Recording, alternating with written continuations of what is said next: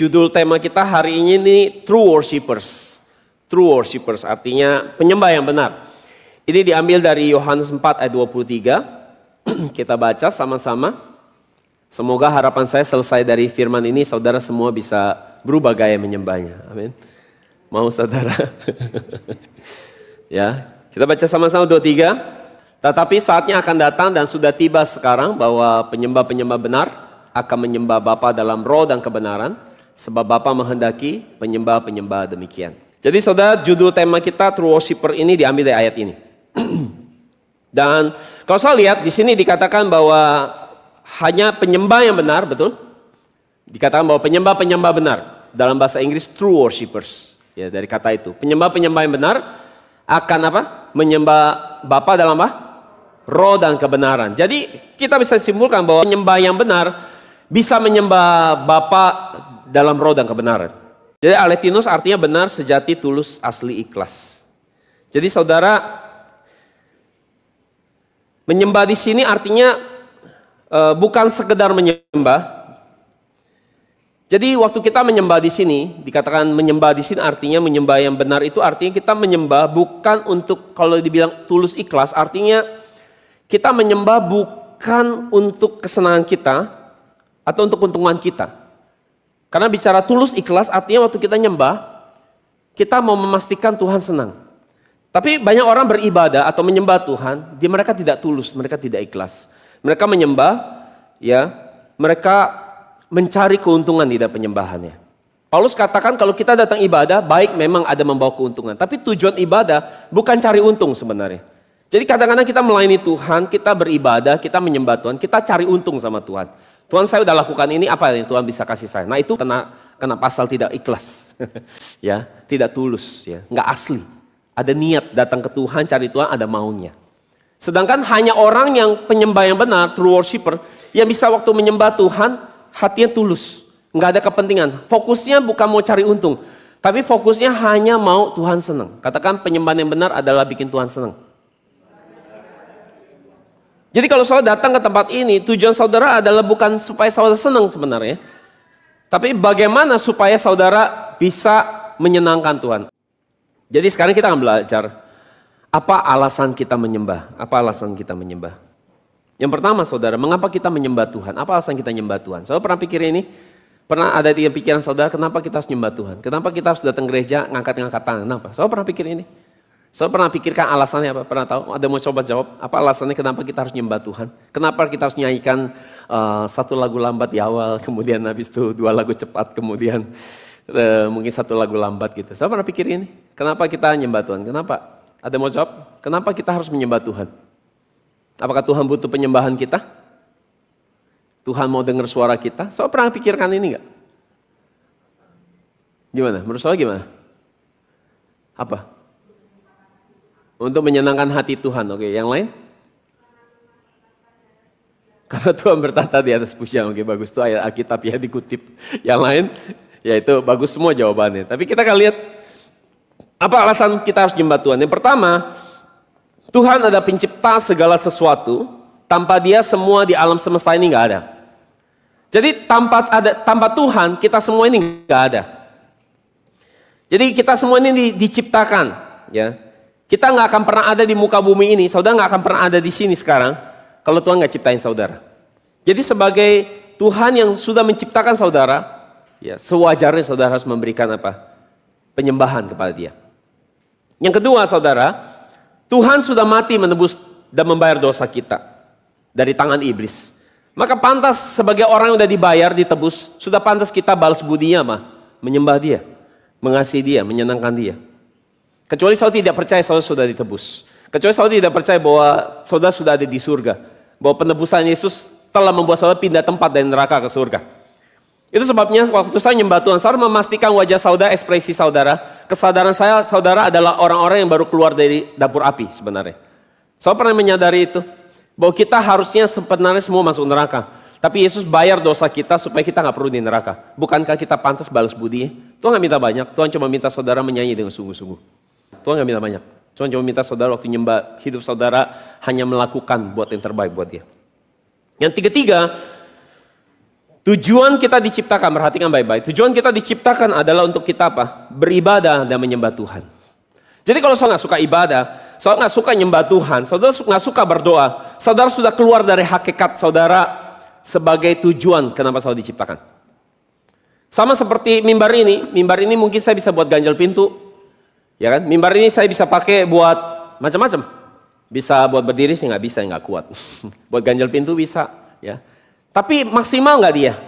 Kalau cuma buat ganjal pintu, nggak maksimal. Tujuan dia adalah memang untuk ditaruh ya Alkitab ataupun catatan khotbah, untuk saya bisa berkhotbah dengan baik. Itu tujuannya. Jadi ketika kita nggak mau nyembah Tuhan, nggak mau beribadah, artinya kita sudah keluar dari hakikat tujuan kita diciptakan. Jadi 3 alasan ini.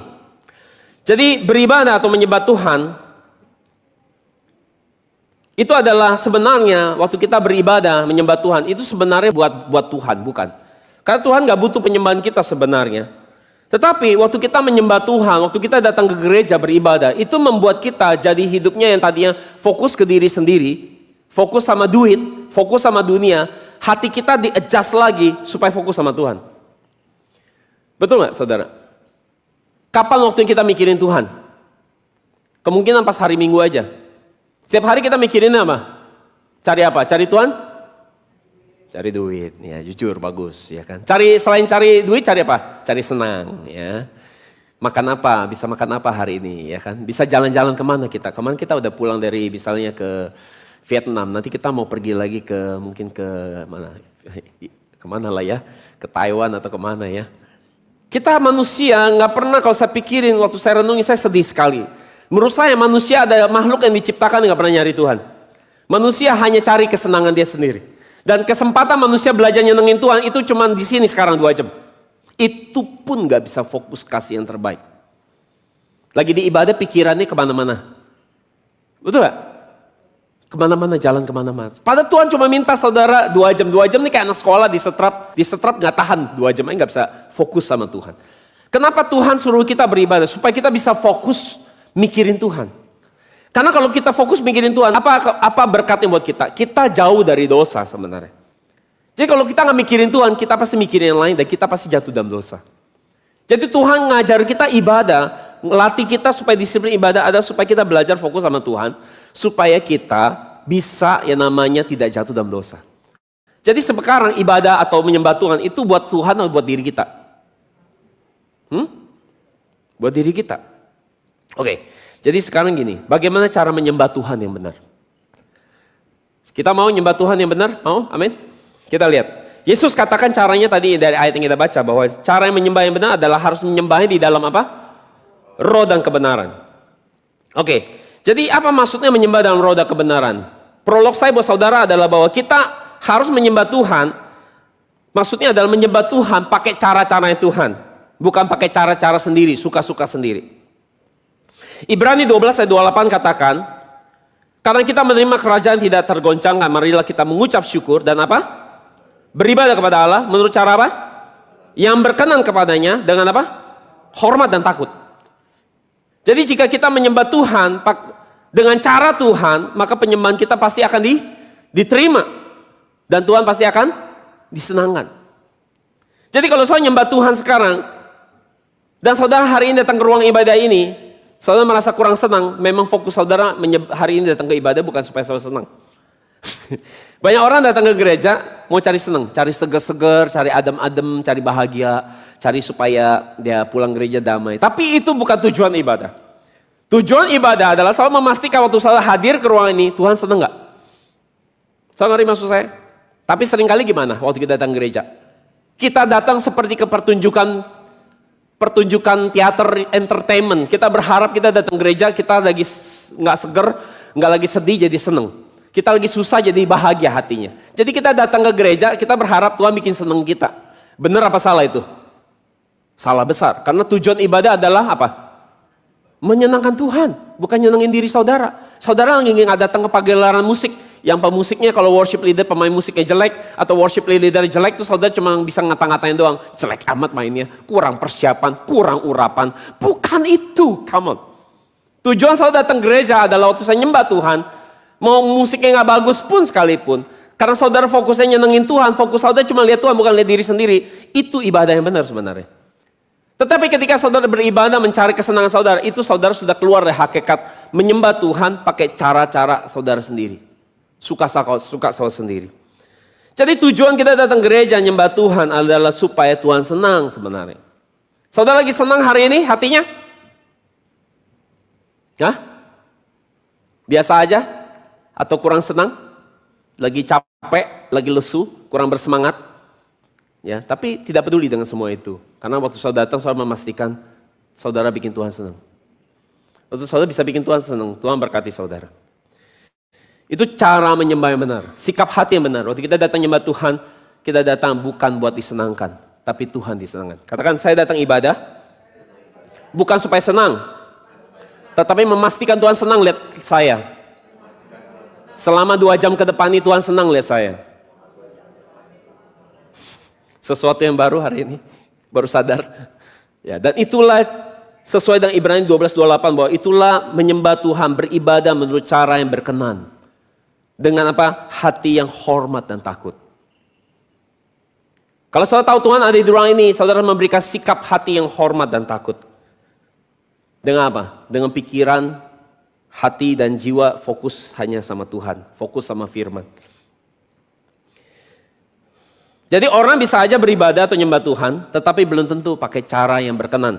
Cara-cara yang sesuai dengan Tuhan mau. Itu sebabnya saudara waktu saudara datang ibadah, saudara siapin hati saudara, siapin pikiran saudara. Ya, saudara datang ke gereja bukan buat cari supaya bisa kumpul sama si ini, bisa ketemu si ini. Bukan itu.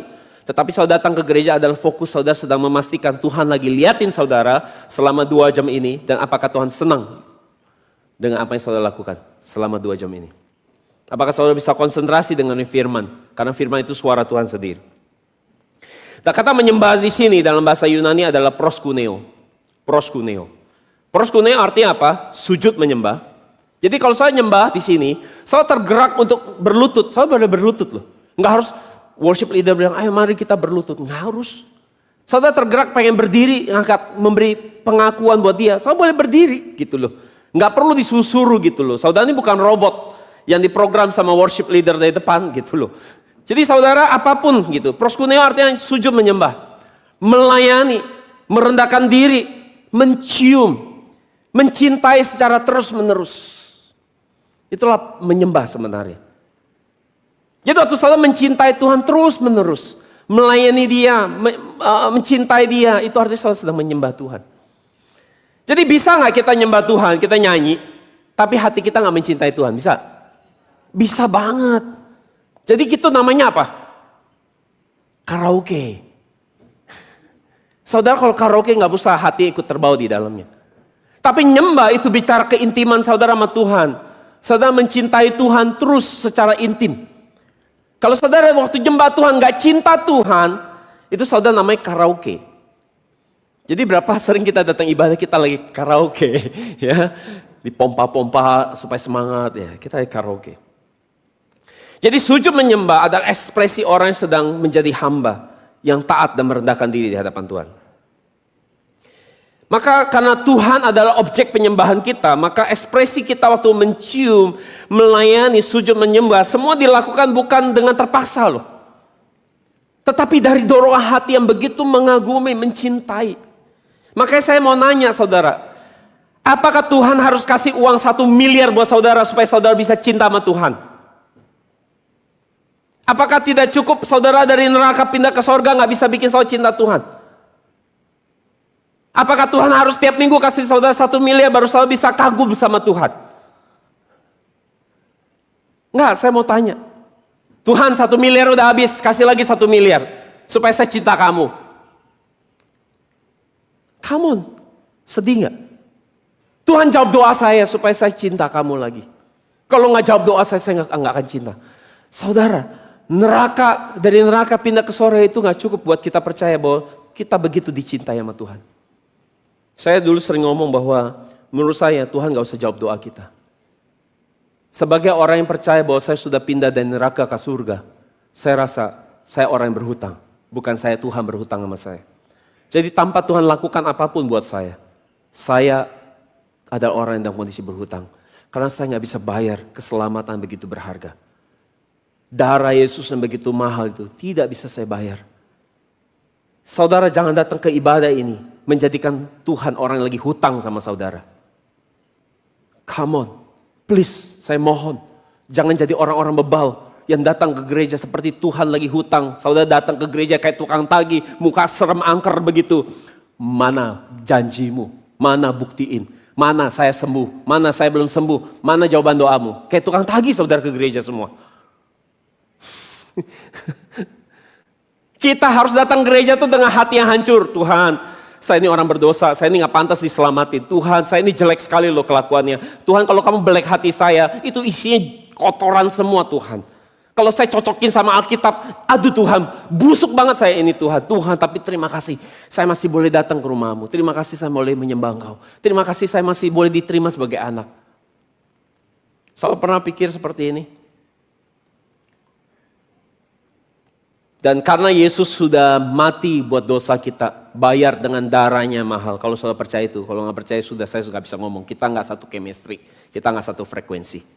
Kalau saudara percaya itu, harusnya saudara bisa selalu kasih yang terbaik. Sebagai orang yang dibayar pakai, bukan darah manusia, bukan darah kambing, bukan darah domba. Darah Tuhan pernah dikucur habiskan buat nebus dosa saudara. 1 Korintus 6, 19-20 dikatakan bahwa kamu bukan milik kamu sendiri. Ayat 19, sebab kamu telah dibeli dan harganya telah lunas dibayar. Karena itu apa? Muliakan Allah dengan tubuhmu. Saya nggak tahu saudara percaya saudara sudah dibeli atau belum. Semoga saudara percaya bahwa saudara sudah dibeli. Jadi poin yang pertama, bagaimana cara menyembah Tuhan yang benar, harus menyembah di dalam roh dan kebenaran. Dan cara yang kedua adalah harus menyerahkan diri kepada Tuhan. Menyerahkan diri kita kepada Tuhan. Menyembah Tuhan itu ada dua hal yang penting. Surrender and serve. 2S, surrender and serve. Kalau bahasa Indonesia 2M berarti. Menyerah dan melayani. Sekali lagi, surrender and serve, katakan surrender, serve. Atau bahasa Indonesia, menyerah dan melayani. Oke, perhatikan baik-baik. Saudara nggak bisa namanya melayani Tuhan kalau saudara belum menyerah. Saudara nggak bisa serve God, menyenangkan hati Tuhan kalau saudara belum surrender. Saudara tahu surrender gak sih? Manggut-manggut doang ya. Saudara ngerti surrender gak? Menyerah. Saudara kalau orang perang, kemudian dia angkat bendera putih, artinya dia menyerah. Setelah menyerah, maka pihak yang udah mengalahkan bebas ngapain. Itu orang tentara yang ketangkap itu nyerah, itu bisa ditembak saat itu mati. Boleh. Boleh dijadiin kacung seumur hidup. Boleh. Boleh bebas. Itu namanya surrender. Angkat bendera putih. Menyerah. Tapi kalau saudara gak pernah nyerah sama Tuhan, saudara gak akan bisa melayani Tuhan. Saudara gak akan mengerti bagaimana memberi yang terbaik buat Tuhan. Karena saudara gak pernah nyerah. Sebenarnya.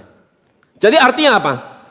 Orang yang mau menyembah Tuhan, dia harus memastikan pertama kali yang penting adalah apakah dia sudah menyerah. Menyerahkan egonya, menyerahkan semua. Menyerahkan keinginannya, menyerahkan kesenangannya, menyerahkan maunya dia. Apakah dia sudah menyerah? Jadi dengar baik-baik, orang gak pernah nyerah, gak bisa melayani Tuhan sebenarnya. Orang gak pernah nyerah, gak bisa memberi yang terbaik buat Tuhan. Orang gak pernah nyerah, gak akan bisa memberikan penyembahan yang terbaik buat Tuhan. Karena dia masih hidup, egonya masih hidup. Betul apa benar? Hah? Jadi kalau belum pernah menyerahkan diri, apa bisa jadi hamba yang baik? Kalau Tuhan bilang, jangan. Tapi kita, enggak, gue gak mau, gue maunya itu. Jangan lakukan itu. Enggak, saya gak suka itu, saya maunya itu. Itu tanda orang menyerah. Nah. Jadi kalau begitu, apakah semua penyembahan itu diterima sama Tuhan? Apakah semua orang nyanyi itu diterima penyembahannya? Apakah semua orang yang melayani Tuhan hari Minggu ataupun orang yang sibuk di gereja diterima penyembahannya? Kalau dia gak pernah nyerahin diri sama Tuhan. Saudara nyanyi tiap minggu, apa saudara yakin tuh semua nyanyian itu Tuhan terima? Jadinya kalau gitu. Kalau kita gak pernah nyerahin diri kita dulu, karena orang gak bisa menyembah Tuhan kalau dia belum pernah menyerahkan diri. Bisa diterima? Mau saudara? Apakah semua nyanyian di gereja diterima sama Tuhan? Semua nyanyian saudara di hari Minggu Tuhan terima sebagai penyembahan? Apakah iya? Setiap minggu begitu? Betul. Enggak ya? Oke, kalau gitu buktinya apa Pak? Apa buktinya? Jadi buktinya apa kalau gitu di Alkitab? Kita harus cari bukti, benar gak? Apakah semua persembahan, semua korban persembahan, semua pujian, nyanyian, pelayanan, memberi diri, semangat di gereja melayani habis-habisan, ya, itu semua diterima sama Tuhan? Kita lihat buktinya. Apakah iya? Siapa yang setuju bahwa semua akan diterima? Angkat tangan. Nggak ada setuju berarti ya. Oke, kita lihat buktinya.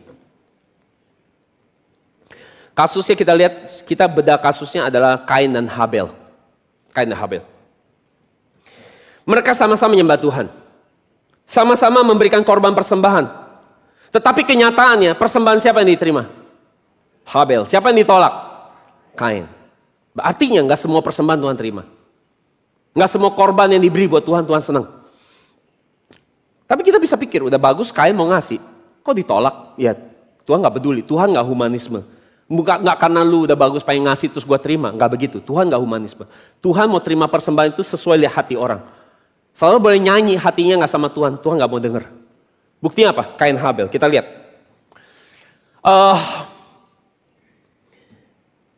Kalau kita lihat di sini Habel, persembahannya diterima. Karena persembahannya diterima, maka Habelnya pasti diterima. Karena Tuhan harus terima orangnya dulu, baru terima persembahannya. So ngerti maksud saya? Tuhan harus terima orang, Tuhan harus suka sama orangnya dulu, baru Tuhan mau terima apapun yang dia kasih. Tapi kalau Tuhan gak suka sama dia, dia mau kasih apapun sama Tuhan, kasih rumah, kasih apapun, Tuhan gak akan terima. Tuhan gak suka. So ngerti maksudnya? Jadi artinya Tuhan menolak Kain. Maka apa yang dia kasih sama Tuhan, Tuhan gak mau terima, Tuhan gak suka. Jadi nampak jelas bahwa Tuhan gak butuh uang kita, Tuhan gak butuh penyembahan kita, Tuhan gak butuh sibuk-sibuk kita di gereja dari pagi sampai malam. Kalau hati kita gak ada sama dia. Dia tahu gak hati kita? Dia tahu. Dia tahu kita ke gereja cuman rutinitas, kewajiban, atau memang hati kita benar-benar mau cari dia. Dia tahu gak? Dia tahu. Jadi artinya, jangan kita pikir bahwa semua yang kita lakukan buat Tuhan, otomatis Tuhan senang dan Tuhan mau terima. Jadi kalau Tuhan gak senang sama kita, apapun yang kita kasih, dia gak suka.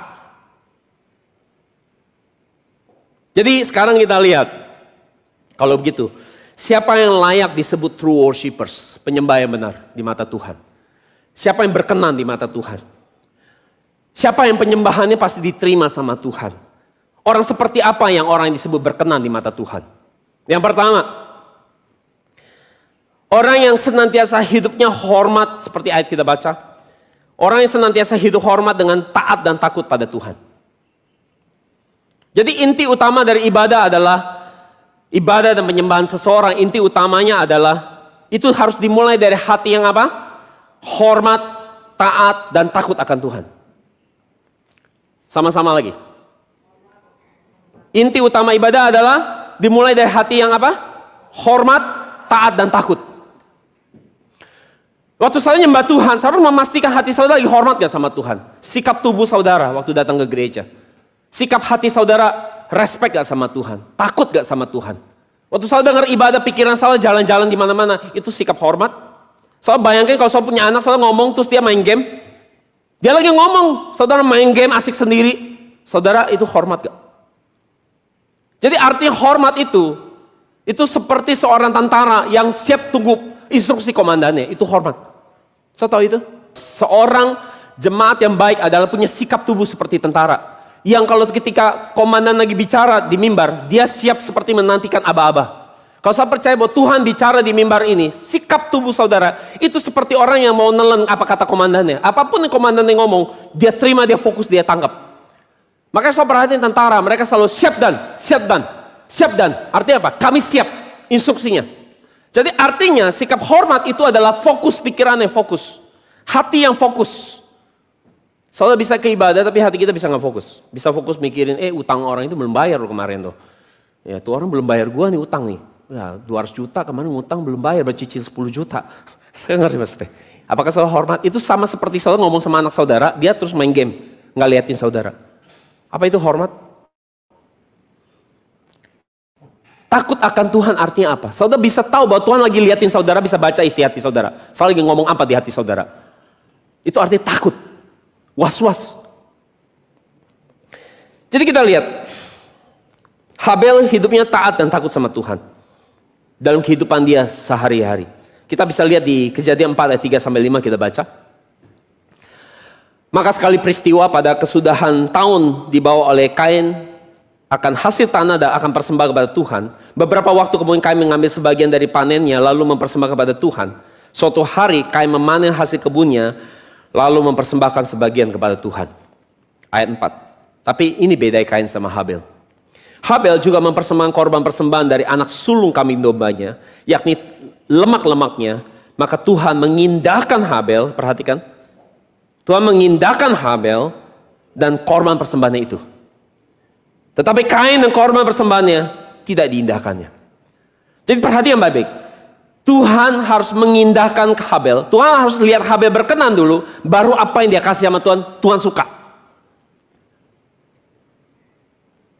Jadi untuk bikin Tuhan suka sama kita dulu yang penting, baru apa yang kita lakukan Tuhan senang. Selalu mau pelayanan, mau ngasih apa buat Tuhan, baru Tuhan suka. Tapi Tuhan harus memastikan, Tuhan suka dulu gak sama kita, senang gak sama kita. Tapi gimana kita ke gereja mau cari senangnya buat diri kita sendiri, mana bisa kita mau senengin Tuhan, orang kita aja lagi mikirin kita senang atau gak senang.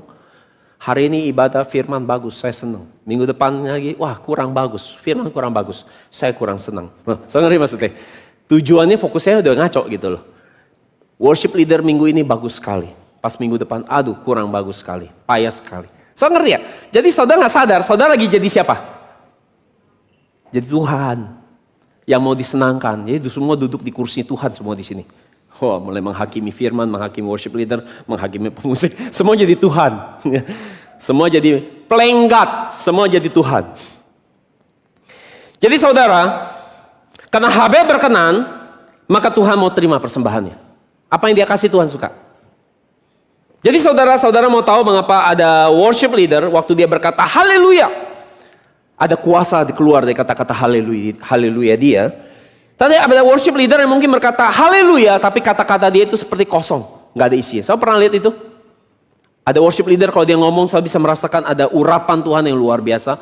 Ada worship leader waktu dia ngomong seperti nggak ada kuasa, hanya seperti lip service, kata-kata kosong yang lepas di udara, nggak ada isi. Semua tahu nama? Bedanya adalah yang satu takut akan Tuhan, yang satu nggak takut akan Tuhan. Yang satu hidupnya takut akan Tuhan, yang satu hidupnya tidak takut akan Tuhan. Saudara, saya pernah menyaksikan sendiri di sebuah retret. Ini saya nyaksiin dengan mata saya sendiri. Seorang pemain keyboard, dia ditemukan oleh seorang penginjil, saya nggak usah sebut namanya, terkenal. Saya ikut retret itu 3 hari 2 malam. Dan pemain keyboard ini sebelum dia tampil, penginjil ini sudah jelaskan bahwa pemain keyboard ini dia dapat pas kapan? 6 bulan yang lalu. Apa yang terjadi dengan penginjil ini, dengan pemain keyboard ini 6 bulan yang lalu temukan? Dia akhirnya dapat baptisan Roh Kudus. Dia terima baptisan Roh Kudus, tiba-tiba tangannya begini terus. Habis terima baptisan Roh Kudus. Mamanya bingung. Ada apa nih anak? Akhirnya mamanya kasih keyboard. Dan dia bisa main keyboard tiba-tiba. Ya. Gak bisa main keyboard, bisa main keyboard tiba-tiba. Gak heran. Teman saya dulu ngerokok gak bisa stop. Waktu dapat baptisan Roh Kudus, boom, bisa langsung stop rokoknya. Jadi akhirnya mamanya kasih keyboard. Dia bisa main keyboard. Dan saya menyaksikan dengan mata saya sendiri waktu saya hadir. Jadi kalau lagu riang, pemusik satu main. Tapi waktu penginjil itu mulai naik, dia mulai naik. Nah dia mulai masuk tuh anak itu, yang baru 6 bulan bisa main keyboard. Dia masuk, dia mulai main. Waktu dia baru gini aja, kita bisa rasa ruangan tiba-tiba Tuhan turun. Itu luar biasa banget.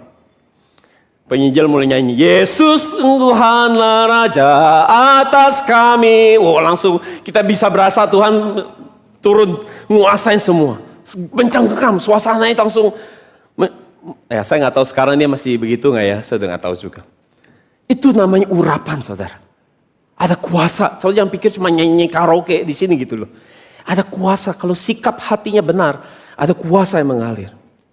So tahu Smith Wigglesworth adalah orang yang nggak bisa baca tulis. Orang hidup tahun 1800-an di Inggris. Smith Wigglesworth, dia nggak bisa baca tulis. Suatu saat dia dibaptis Roh Kudus, dia bisa baca tulis. Tukang ledeng yang buta huruf.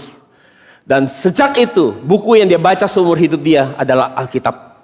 Dan salah satu pelayanan dia yang fenomenal adalah dia suruh orang pergi untuk beli sepatu. Dan orang yang disuruh adalah korban kecelakaan, nggak punya kaki, buntung.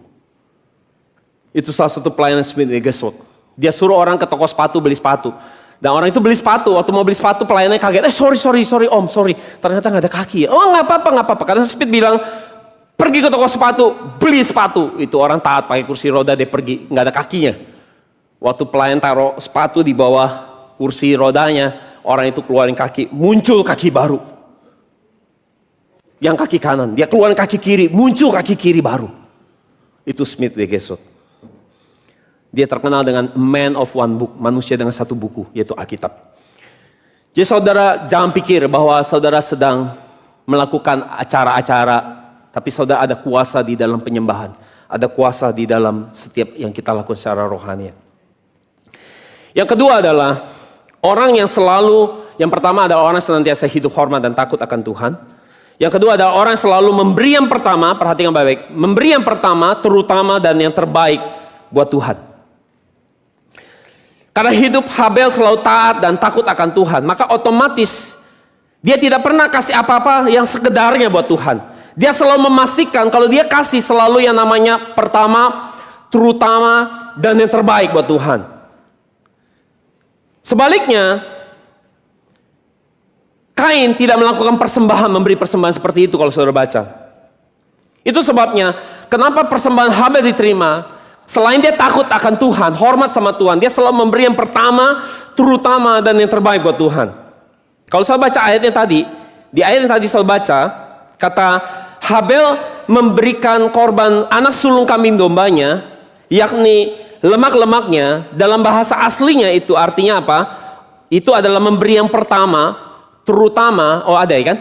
Ya. Itu artinya dalam bahasa aslinya adalah yang pertama, terutama dan yang terbaik. Itu artinya.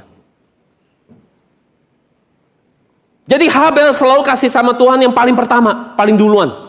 Itu kayak mama ya. Mama kalau sayang anak, ada makanan enak selalu kasih anak yang duluan. Dia nggak makan. Nah ini Habel kayak gini sama Tuhan. Yang terutama dari ada makanan satu yang udah rada busuk, buah ini yang masih bagus banget, ya kasih yang bagus banget buat Tuhan. Nah mama-mama sama anak gitu. Yang terbaik. Nah ada banyak buah tapi ini yang paling bagus. Nah kasih yang terbaik. Itu Habel. Dia selalu kasih yang persembahan yang pertama, terutama dan terbaik buat Tuhan. Jadi kita bisa lihat bahwa karena Habel selalu hidup hormat, taat dan takut akan Tuhan, dia selalu memberi hasil yang pertama, terutama dan terbaik buat Tuhan. Sebaliknya Kain, dia selalu memberi dengan sekedarnya saja. Jadi Kain apa yang dilakukan sama dia waktu dia memanen hasilnya? Apa yang dia lakukan? Kain, karena dia sekedar memberi buat Tuhan, apa yang dia lakukan? Dia pisahin dulu yang bagus, yang pertama, terutama yang terbaik, dia pisahin dulu buat dirinya. Sisanya sisa-sisa, yang biasa-biasa, sisa-sisa, dia kasih sama Tuhan, dia dorong kasih sama Tuhan. Itu Kain. Dari hatinya aja, padahal Tuhan butuh nggak? Enggak. Tapi dari hati dia sama Tuhan begitu, Tuhan tolak pribadinya. Jadi waktu kita melayani Tuhan, kalau kita kasih sisa waktu kita, sisa tenaga kita, sisa uang kita, sekedarnya, itu menunjukkan sebenarnya kita takut akan Tuhan atau tidak? Sebenarnya tidak. Kita pikir Tuhan nggak tahu, Tuhan tahu. Waktu kita ada masalah, kita mau Tuhan bela kita. Tapi sikap kita perlakukan Tuhan sangat tidak hormat. Jadi orang yang hidupnya benar, yang berkenan, pasti selalu mau kasih yang pertama, terutama dan terbaik buat Tuhan. Jadi orang benar, ini rumusnya, pasti memberikan persembahan yang terbaik.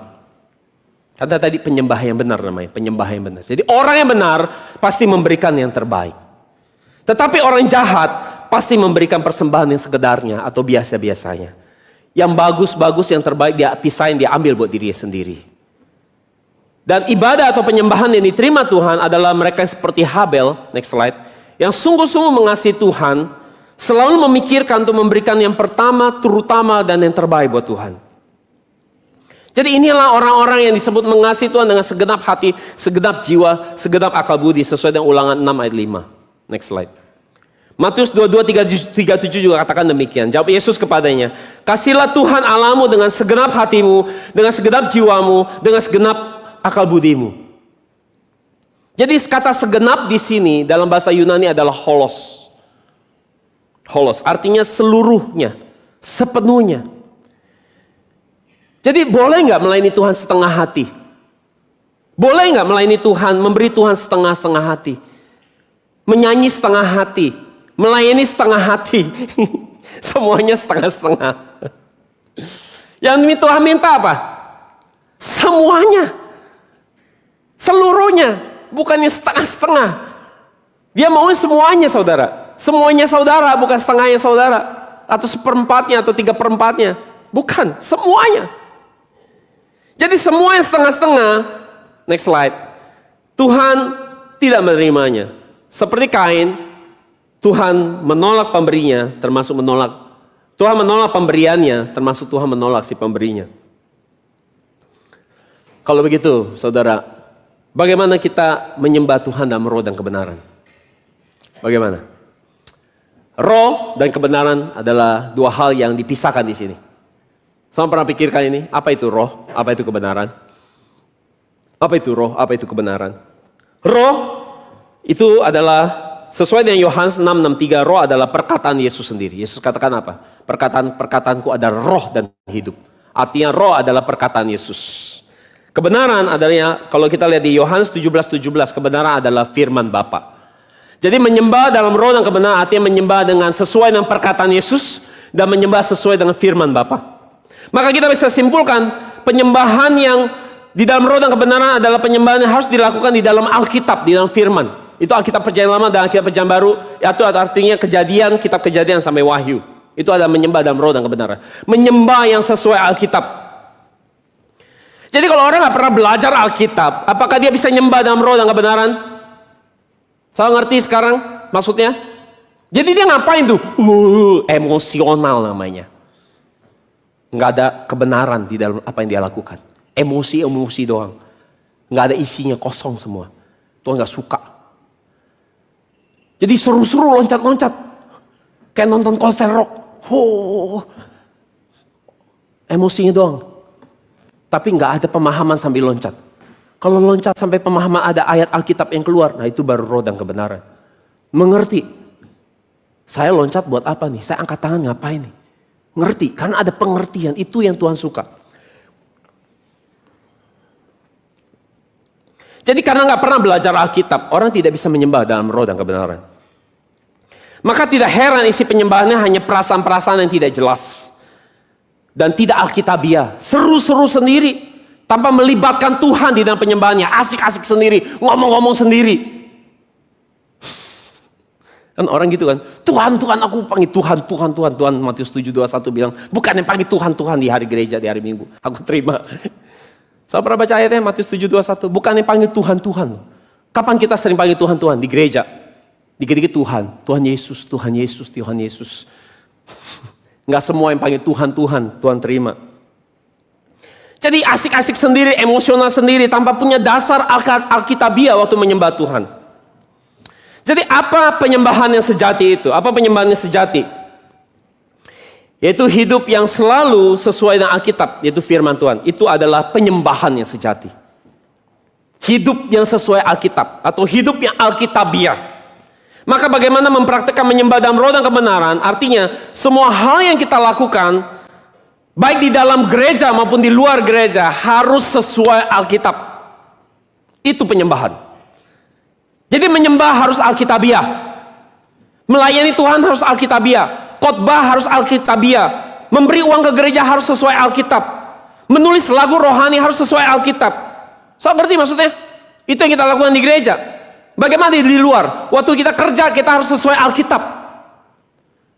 Waktu kita ke prospek orang, ketemu orang harus sesuai Alkitab. Waktu kita kumpul-kumpul sama teman lagi sincah, lagi tahun baru, kita harus memastikan perkataan kita ini alkitabiah enggak? Sesuai Alkitab gak? Ngobrol-ngobrol ketemu orang itu Alkitab gak? Alkitabiah gak? Jadi artinya adalah semua yang kita lakukan itu harus sesuai Alkitab. Kalau itu sudah, itu artinya sudah menyembah. Gimana? Baru tahu ya pemahaman ini. Jika itu tidak sesuai Alkitab, meski itu dilakukan dengan rajin, dengan semangat yang luar biasa, loncat-loncat sampai keringetan, muka sampai biru, nyanyinya teriak-teriak. Kalau itu gak sesuai Alkitab, nehi, Tuhan gak mau terima. Itu tuh pakai perasaan lu doang, Tuhannya perasaan sendiri. Suka-suka sendiri, seru-seru sendiri. Kayak apa, kayak anak kecil, loncat-loncat gak ngerti apa yang diloncatin. Nyanyi-nyanyi, teriak-teriak gak ngerti apa yang diteriak-teriak. Gak ngerti. Kayak anak kecil. Anak kecil kan gitu. Mau jadi apa? Mau jadi dokter? Dia kagak tahu. Nak, jadi dokter tuh mahal loh uang sekolahnya. Mau jadi apa? Mau jadi polisi? Angan-angan, nggak ngerti. Jadi saudara, semua yang dilakukan dengan antusias sekalipun, semangat, bahkan melayani Tuhan, tanpa sesuai Alkitab, Tuhan tolak. Jadi semua yang dilakukan bukan atas dasar kebenaran Alkitab, tetapi dilakukan atas dasar kebenaran sendiri. Tuhan tolak ibadahnya dan penyembahannya. Pakai rasa-rasa sendiri, suka-suka sendiri, ikut selera sendiri, buat kesenangan sendiri. Semua itu Tuhan tolak, penyembahan dan ibadahnya. Roma 10 ayat 1-3, kita baca. Saudara-saudara, keinginan hatiku dan doaku kepada Tuhan ialah supaya mereka diselamatkan. Sebab aku dapat memberi kesaksian tentang mereka, bahwa mereka, perhatikan, sungguh-sungguh apa? Giat untuk Allah, tetapi tanpa pengertian yang benar. Apakah semua orang nyanyi di gereja diterima? Kalau begitu, semangat sama pelayanan diterima? Kalau nggak ada pengertian sama sekali? Sebab oleh karena mereka tidak mengenal, perhatikan, kebenaran Allah, Alkitab maksudnya. Dan oleh karena mereka berusaha mendirikan, lihat, kebenaran mereka sendiri, maka mereka tidak takluk kepada kebenaran Allah, Alkitab. Jadi semua yang tidak Alkitabiah, mau itu kelihatan rohani, kelihatan bagus, pelayanan sosial, saudara nyinjil sampai nyebrang laut, saudara pergi ke kolong jembatan, kalau saudara lakukan hanya buat pengakuan diri, bukan buat Tuhan, Tuhan tolak. Meskipun itu luar biasa kesaksiannya. Silakan. Nyebrang laut, kata Tuhan. Lu nyebrang laut, nginjilin orang, bikin orang lebih jahat dari kamu. Nginjil sampai kau nyebrang-nyebrang laut. Tapi kamu nginjil, bikin orang gak cari Tuhan. Kagum sama kamu. Bukan kagum sama Tuhan. Ada kan ayatnya? Jadi saudara, artinya apa? Semangat doang, antusias doang tidak cukup. Harus belajar Alkitab dulu. Baru bisa nyembah dalam roh dan kebenaran. Baru bisa cocok penyembahannya dengan kehendak Tuhan. Next slide. Sehingga bisa melakukan ibadah dan penyembahan menurut kehendak Tuhan, bukan kehendak atau selera sendiri. Itu namanya penyembahan yang benar. Jadi semangat, antusias, menyembah, loncat-loncat, nangis, pelayanan sampai ke ujung dunia, sampai ke kolong jembatan, pelayanan sampai nyebrang laut, pulau, tanpa berdasar pada Alkitab, hanya memakai pikiran kehendak sendiri, Tuhan tidak berkenan. Dan sangat fatal adalah ibadah dan penyembahan dilakukan atas kebenaran sendiri bisa berakibat kehilangan keselamatan. Saya tahu itu? Dari mana ayatnya dasarnya? Hosea 4 ayat 6 kita baca. Umatku apa? Hidup. Umatku hidup. Selamat. Umatku selamat. Ya? Enggak. Itu orang kafir yang binasa? Bukan. Siapa? Umatku. Umatku binasa artinya apa? Kehilangan keselamatan. Nggak selamat. Nggak masuk surga. Umatku binasa karena apa? Tidak mengenal Allah. Jadi artinya apa? Nggak pernah baca Alkitab. Nggak pernah tahu Alkitab. Nggak kenal lah. Untuk kenal Tuhan mesti pakai Alkitab. Karena engkaulah yang menolak pengenalan itu, maka aku menolak engkau menjadi imamku.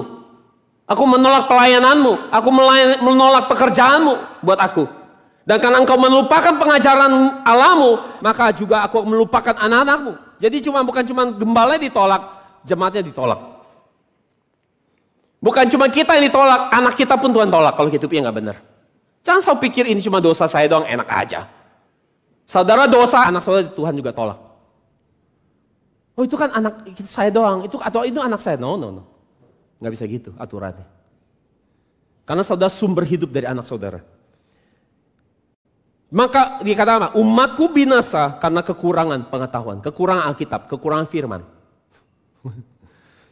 Jadi ibadah yang penyembahan yang termasuk atau pelayanan yang sibuk-sibuk sendiri, melakukan atas kehendak sendiri, bukan atas pimpinan Tuhan, dilakukan tanpa punya pengenalan yang baik akan firman Tuhan, semua hanya dilakukan atas naluri dan insting dan perasaan sendiri, maka ibadah dan penyembahan itu tidak akan sampai kepada hidup yang kekal. Terima hidup kekal, keselamatan.